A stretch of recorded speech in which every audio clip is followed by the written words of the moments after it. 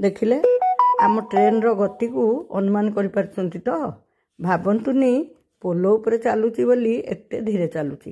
प्रकृत में आम ट्रेन बहुत लेट थिला, प्राय 2.5 घंटा।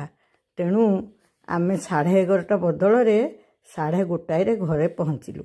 घरे तो नुहे स्टेशन ने। मु किंतु बोर हो नथिली, कहीं मु झरका पाखे बसी सबु दृश्य को देखुली। आउ मते बहुत खुशी लगुला। शरत ऋतु पाखे आसलानी। आ अल्प दिन गले माँ आसबे, तेणु चारिआड़ धीरे धीरे शोभामय हबार लगी। आमे ट्रेन रे ओह्लैलु, आउ सीढ़ी रे आसलु। किए सब आसु देखिले, एमान को आपण धीरे धीरे चिन्हि जिबेनी। ये पूरा मोर पुतुरा बहु आउ पुतुरा बहुत जिनस थिला, तेणु पुतुरा 2 थर जीवा आसवा कला। आउ ए जे आसुचंती ब्लू कलर रो सार्ट पिंधिकी, तांको भी आपण मने पकांतु, ठीक चिन्हिबे। से आम जोई, मात्र 2 मासर जोई, किंतु केते निजर लागुथिले तांको व्यवहार रे। आउ कोन कहिबी। बादु बाकी जिनस तक धरी आसिला। वर्षा जिनस जगिथिला, से भाई भौणी पछरे आसिले। समस्ते निज निज जिनस धरी सेठी एकाठी गलु। एबे विदाय पर्व आरंभ। एठी झियो जोई तांको घर को जिबे भारी। सेमानक पाखे समय नाही, आज तांको ऑफिस करबाको हबो, तेणु सेमाने आम सहित आउ रहिबे नाही। से उला बुक करी चलले। आमे पुणी कुआडू आसबु, भारी दुख लागुथला। 6 दिन हैला आमे सबु एकाठी चलथिला, खाइबा पीबा रहिबा बुलिबा सबु किछि। तेणु बहुत भल लागुथला। आ विदा हैला बेले टिके दुख लागिबनी। से माने तांको घर को गले। चुंगा जाई गाड़ी थोड़ी पहुँची गला। 2 भाई मिसी जिनस पत्र सजाड़िले। आमे बसिलु। हेले बादू को कोठी छाड़ी आइलु कहले। एते लगेज थिला, बादू ए गाड़ी रे आउ जागा हैलानी। तेणु आमे गाड़ी रे आसिलु। से कौन रापिड बुक करके आइला। केतेबेले आमे घरे आसी पहुँची गलु। आउ निजर नित्यक्रम सारिदेलु, जना पड़लानी। कहीं आगू पुणा पुणी प्रोग्राम अच्छी, सांग ही समस्ते बसी पार्लुनी। दफा दफा ही बसिलु। खाऊचंती बादू आउ चुंगा। से 2 भाई खाइले। मु भाबुथिली आज बड़दाण्ड केते भिड़ थिबो केजाणी। आमे पूरी जिबाकू बाहरी पड़लु। दीप्ति तो सब रोषेईबास करिकी कदली पत्र काटिकी सजाड़ी थोइथिला। आमे भी कहिथिलु घरे पहुँची गाधुआ पधुआ करिबु, गुंडाई लेखा अरुआ खाइबु, आउ पूरी जिबु। ताहा ही कलु। पूरी गला बेले मनटा बहुत खुशी होउतला। एइथिपाई जे मु एई पूर्व रविवार छाड़ी ता पूर्व रविवार पूरी आसी नथिली। आपण मानकु पूरा वीडियो पकेइथिली। ठीक तार अल्प दिन पर पुणी शुक्रवार, माने रविवार को रविवार 8, ये शुक्रवार पूरी जाउथुवारु मन बहुत खुशी होउतला। किंतु मु जोथिपाई पूरी जाउथिली से कथा भाबी मन दुख होउतला। मन दुख होला बेले मु झरका बाटे बाहर को नउथिली। कहूतिली ना, एबे शरत आकाश निर्मल हबार लागिची, आउ धरणीर शोभा बढ़िबार लागिची। मु सेया को देखी देखी मन खुशी करी आगे चलथिली। आउ भाबुथिली हऊ से परम गति प्राप्त हैला, स्वर्गवासी हैला। आमे संसार रे रही संसार धर्म निभेबू। कहा कथा कहूची कहले, एई मोर ठक सान भाईटा मो, तारी कथा बेले बेले मन पड़ जाउची, आउ मन दुख हो जाउची। किंतु चारिआडर परिवेश देखी दुख भूली बाट चलुअछि। एमती कथा हो आमे जाई बड़दाण्ड रे पहुँची गलु। जेहेतु आमे बाट मंगला पटे जाइथिलु, श्री सेतु पटे न जाई एपटे जो पार्किंगटा हैची सेठी पहुँचिलु। मोर मने पड़ुथिला वर्षा आउ आम जोई बिकू केमती आमे सांग होइकी ट्रेन ने फेरथिलु। किंतु से माने आज आम संगे पूरी आसी पारलेनी। कर्मर बंधन ताकू भी तो करिया को पड़िबो ना। मोर खाली ट्रेन कथा मने पड़ुथिला। ट्रेन तो लेट थिला। आमे केते थट्टा मजा हेकी चा कॉफी पी पी के आसथुलु। बालेश्वर स्टेशन पहुँचले मो मन भारी खुशी हो जाए। मु जाने ओडिशा को आसीगली। एमती भाबु भाबु आमे रिक्शा रे बसी गलु। आउ सियाड़े जगन्नाथ मंदिर देखागला। मंदिर देखागले कौन आउ किछि मने पड़े कि माया से कालिया जानी के जानी। जेते देखुथा जेते जाउथा मन पुरीबनी कि केबे लागिबनी। एबे तो पूरी आसथिले आउ जिबिनी। आपण मानकु एमती लागे ना नहीं कहले।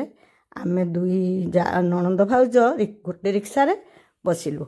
से माने अन्य रिक्शा रे बसिले, तेणु सेमानक वीडियो मु करि पारिनी। हेले रिक्शा रे न बसी बड़दाण्ड रे चल चल जीवाक मते बहुत भल लागे। हेले आज समय आम पाखे एते कम थिला जे चालिकी जीवाक भी आमे इच्छा कलुनी। सबु खाली दौड़ी दौड़ी करियाको हैला। गोटिए भय थिला, प्रभुंक दर्शन केमिति मिलिबो। से जेमिति चाहिबे सेमिति मिलिबो ना। जदि केतेबेले घंटाके होइजिबो, केतेबेले 5 घंटा भी बीती जीवो। दरकार पड़ले तांको श्रीमुख न देखी फेरी आसिबार दुर्भाग्य भी होई पारे। एक कथा मु सबुबेले अनुभव करछि। ଆପଣମାନେ ଯିଏ ପୁରୀ ଯାଇଥିବେ ଅନୁଭବ କରିଥିବେ। ଆମେ କିନ୍ତୁ ପ୍ରାଣ ବିକଳ ହୋଇ ଡାକୁଥିଲୁ, ଜଗାରେ ଟିକେ ଦର୍ଶନ ଦେଇଦେବୁ। ସେମାନେ ତ ଆଜି ହିଁ କେଉଁଝର ଫେରିଯିବେ ନା, ଗଲେ ପୁଣି ତାଙ୍କର କାମ ଅଛି। କେବଳ ତୋ ଦର୍ଶନ ନ କଲେ ଯିବେ ନାହିଁ ବୋଲି ଆମେ ଧାଇଁ ଆସିଛୁ। ସଞ୍ଜ ବୁଡ଼ି ଆସୁଥିଲା, ଆମେ ରିକ୍ସାରେ ଯାଉଥିଲୁ। ଜଗନ୍ନାଥର ମନ୍ଦିରର ଶୋଭା ଅପରୂପ ଲାଗୁଥିଲା। ଅବଶ୍ୟ ସଞ୍ଜ ହେଉ କି ସକାଳ, ଖରାବେଳ ହେଉ କି ପାହାନ୍ତା ପ୍ରହର, ଯାହା ବି ହେଉ, କେତେବେଳେ ଆଉ ଜଗନ୍ନାଥ ଖରାପ ଦିଶନ୍ତି ନା ମନ୍ଦିର ଖରାପ ଦିଶେ? ତାଙ୍କ ଗଠନ କଥା ଚିନ୍ତା କରି ମୁଁ ବେଳେବେଳେ ହସେ। ଏମିତି ମୁହଁର ଗଠନ, କିନ୍ତୁ ଆମକୁ ଏତେ ଭଲ ଲାଗନ୍ତି, ଏତେ ଆକର୍ଷଣୀୟ। ସେ ମାୟାବୀ ନୁହେଁ ତ କ'ଣ? ସତରେ ଆଜି ଧାଡ଼ି ନଥିଲା। ଆମ ଡାକ ଜଗା କାନରେ ବାଜି ଯାଇଥିଲା। ବହୁତ ଫାଙ୍କାରେ ଆମେ ଯାଇ ଖୁବ୍ ଶୀଘ୍ର ଦର୍ଶନ କରି ବାହାରି ଆସିଲୁ। ଦେଖୁନାହାନ୍ତି, ରାତି ହେଇଗଲାଣି। ମୁଁ କହିଲି, ଦେଖ, ଯେତେ ତରତର ହେଲେ ବି ସମସ୍ତେ ଏକାଠି ଆସିଛେ। ଏଇଭଳି ଏକାଠି ହେବା ସହଜ ନୁହେଁ। କାମର ଦାଉରେ ଆମେ ସବୁ ଏକାଠି ହେଇଛେ, ନହେଲେ ଏତେ ଦୂରରୁ ତାଙ୍କ ସୁବିଧାରେ ସେ ସିଧା ଟ୍ରେନରେ ଆସି ପୁରୀ ଦର୍ଶନ କରି ଚାଲିଯାଆନ୍ତି। ଆମ ସୁବିଧାରେ ଆମେ ଆସୁ, ଦେଖା ସାକ୍ଷାତ ହେଇପାରେନି। ମୁଁ ସେଇଠୁ କହିଲି, କିଛି ନହେଲା ନାହିଁ, ଫଟୋ କିନ୍ତୁ ନିଶ୍ଚୟ ଉଠିବ। ଏଇଠି ଆମେ ଅଳ୍ପ କିଛି ଫଟୋ ଉଠେଇଲୁ, ଯାହା ସବୁ ମୁଁ ଆପଣମାନଙ୍କୁ ଦେଖାଇବା ପାଇଁ ପଠେଇ ଦେଇଛି। କିନ୍ତୁ ଆଉ କେଉଁଠି ବି ଆମେ ଫଟୋଟିଏ ଉଠେଇ ନାହୁଁ। ଆଉ ସବୁଠୁ ମଜା କଥା କହିବି, ମୋ ଚାହା ନିଶା ବି ଛାଡ଼ିଗଲା। ଘରୁ ଭାତ ଖାଇକି ଯାଇଥିଲୁ, ରାତି 10ଟାରେ ଆସି ଖାଇ ପିଇକି ଶୋଇଲି। ଉପରଓଳି ଯାକ ଟୋପେ ଚା ବି ପିଇନି। ଆଉ ପୁରୀ ଗଲେ ସବୁବେଳେ ମୁଁ ପଇଡ଼ ପିଏ ବୋଲି କହେ, ଏଥର ପଇଡ଼ ବି ପିଇନି। ସେଇଥିପାଇଁ ବୋଧେ କୃପାମୟ କୃପା କଲେ। ଆମେ ଖୁବ୍ ଶୀଘ୍ର ଦର୍ଶନ କରି ବାହୁଡ଼ି ଆସିଲୁ। ଆଉ କଥା ହେଉଥିଲୁ, ଏଇଟା ବୋଧେ ଜୀବନର ସର୍ବଶୀଘ୍ର ମହାପ୍ରଭୁଙ୍କ ଦର୍ଶନ। ଏଇ କଥା କହିଲା ବେଳକୁ ମୋ ପୁଅ ଆସି ପହଞ୍ଚିଗଲା। ମୋ ପୁରୀ ପୁଅ ନାଁ କ'ଣ କହିବେ ଆପଣମାନେ? କିଏ କିଏ ମନେ ରଖିଛନ୍ତି? ମୁଁ କହିଲି, ଜାଣିଛ ବାପା, ଏ ବର୍ଷ ନା ମୁଁ ଜମା କେଉଁଠି ଗଣେଶଙ୍କ ମେଢ଼ ଦର୍ଶନ କରିନି। ସେ କହିଲେ, ବୋଉ ଚାଲ, ବାଟରେ ପୁରା ପଡ଼ିବ, ମୁଁ ତୁମକୁ ଦର୍ଶନ କରାଇଦେବି। ମୁଁ କହିଲି, ତାହେଲେ ଠିକ୍ ଅଛି, ମୋର ଗୋଟେ ଭିଡ଼ିଓ ବି କରିଦେବ।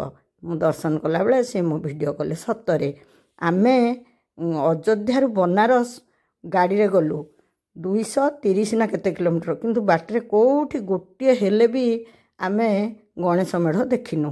ଏମିତି କଥା ହଉ ଆମ ପାର୍କିଂ ଜାଗାରେ ଆମେ ଆସି ସମସ୍ତେ ପହଞ୍ଚିଗଲୁ। ସେଠି ପୁଣି ସେମାନଙ୍କର ଗୋଟେ ଫଟୋ ନେଇଗଲି, କାହିଁକିନା ଆଜି ଫଟୋ ଉଠାଇବାକୁ ପ୍ରାୟ ହିଁ ଅବସର ନଥିଲା। ଏମିତି ତରତରରେ ଆସି ଯାହା ହଉ ଯଥା ସମୟରେ ପହଞ୍ଚିଗଲୁ। ସେମାନେ କେଉଁଝରକୁ ତାଙ୍କର ଫେରନ୍ତି ବସ୍ ପାଇଗଲେ। ଆଉ ସୁରୁଖୁରୁରେ ଯାଇ ପହଞ୍ଚିଲେ ବୋଲି ଭାଉଜ ଫୋନ୍ କରିଥିଲା। ଆଜି ମୋ ଭାଇର ଶ୍ରାଦ୍ଧ, କିନ୍ତୁ ଆମ ଘର ତରଫରୁ ଆଉ କେହି ଶ୍ରାଦ୍ଧ କାମରେ ଯୋଗ ଦେବାକୁ ଯାଇପାରିଲୁନି। ମୁଁ ତ ବୁଲି ବୁଲି ଆସିଛି, କିଏ ଆଉ ଯିବ? ଆଜି ଘରେ ମୁଁ ଧୀରେ ଧୀରେ ପ୍ରକୃତିସ୍ଥ ହେଉଛି। କାଲି ରାତିରେ ମୋ ଝିଅ ଆସିଥିଲା, ମୁଁ ଫୁଲ ତୋଳି ଥୋଇଥିଲି। ସେ କହିଲା, ବୋଉ ଯା, ତୁ ଅନ୍ୟ କାମ କର, ମୁଁ ସେ ଆଜି ମାଳ ଗୁନ୍ଥିଛି। ଦେଖିଲେ ତା ହାତ ଗୁନ୍ଥା ମାଳ କେମିତି ଲାଗୁଛି? ଆମ ଘରେ ଆମେ ସମସ୍ତେ ମାଳ ଗୁନ୍ଥିବାକୁ ଭଲ ପାଉ। ବୋଧହୁଏ ମୁଁ ଗୁନ୍ଥେ ତ, ସେଇଥିପାଇଁ ଆଜି ଭାବିଲି ମୋ ଝିଅର ମାଳ ଗୁନ୍ଥା ଆପଣମାନଙ୍କୁ ଦେଖେଇବି। ଆଉ ମୁଁ ଏଣିକି ଘରେ ଆସି ପହଞ୍ଚିଗଲି, ତେଣୁ ମୋର ମାଳ ଗୁନ୍ଥା ପରେ ଦେଖିବା। ଆଉ ଆପଣମାନଙ୍କୁ ସବୁ ଜଣେଇଦେଲି। ମୁଁ ଭଲରେ ଭଲରେ ଆସି ଘରେ ପହଞ୍ଚିଛି, ମୋ ଦେହ ବି ଭଲ ଅଛି। ହେଲେ ସେଠି ଆମେ କ'ଣ ସବୁ କଲୁ ନ କଲୁ ମୁଁ ଧୀରେ ଧୀରେ ବିଭିନ୍ନ ଭିଡ଼ିଓରେ ଜଣେଇବି। ଆଜି ବି ମୁଁ ଗୋଟେ କାମରେ ବାହାରି ଯାଉଛି, ସେଇଥିପାଇଁ ଏ ଭିଡ଼ିଓଟି ଶୀଘ୍ର ପକାଇ ଦେଉଛି। ଆଉ ରବିବାର ଅଛି, ଆପଣମାନେ ଦେଖିବେ, ତାହେଲେ କହିବେ ମୋ ଝିଅ ହାତ ଗୁନ୍ଥା ଫୁଲମାଳ କେମିତି ଦେଖାଯାଉଛି।